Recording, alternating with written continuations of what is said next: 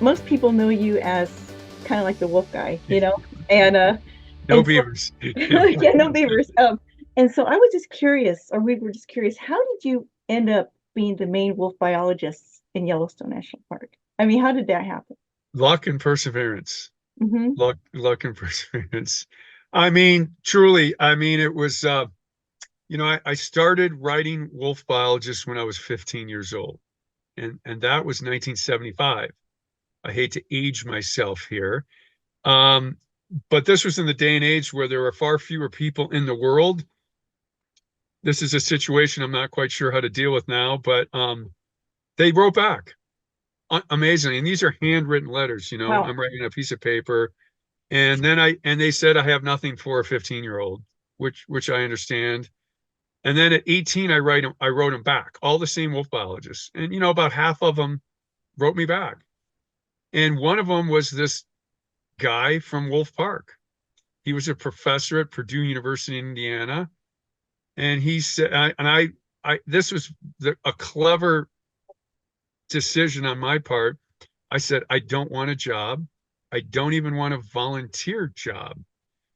This is a school project. And it was. My high school, at the end of your senior year in high school, you could leave to do a project. They called it a senior project.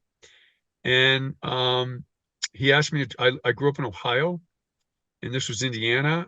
I drove over. He interviewed me and said, come back for your senior project and be a wolf mother. And so I did that. And that literally was my foot in the door because that job led to my job in Isle Royale. I went from my senior project to Isle Royale. And I hiked around for 9 summers in Isle Royale, 2 winters. And then I went to Minnesota for a winter to work with wolves. And then I got a PhD studying beavers. And all of, that took 15 years. Sounds easy, but it was a long slog. And the whole way, I never knew where it was going to end up. I never knew what was going to happen in my life. But the key was I loved what I was doing. And so I did not care where it ended up because each day I loved it. I was going out in the field, mostly studying wolves or beavers. And I got lucky in the end because the Yellowstone job came open. Okay, the government decided they're going to reintroduce wolves. I just applied for the job, and I had worked for two very famous wolf biologists. Rolf Peterson led the Isle Royale study, and Dave Meach led the Minnesota study. And at the time I applied, they were considered the top two wolf biologists in the world at that time. They might not be now. And they both wrote me recommendations, Wow. which I That's think great. helped a lot. And I was crafty. I don't know if I should call it crafty, but the whole time I worked for both of them, I never asked them for anything. Not one recommendation.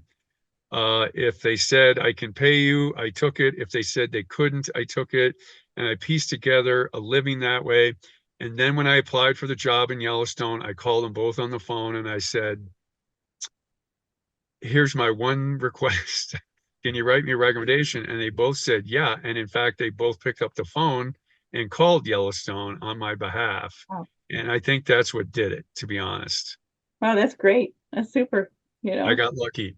you saved your request to the end there with these I guys. did. Yeah. I did. And I didn't know what it would lead to. And so if whoever's listening to this is sometimes you got to make strategic decisions like that.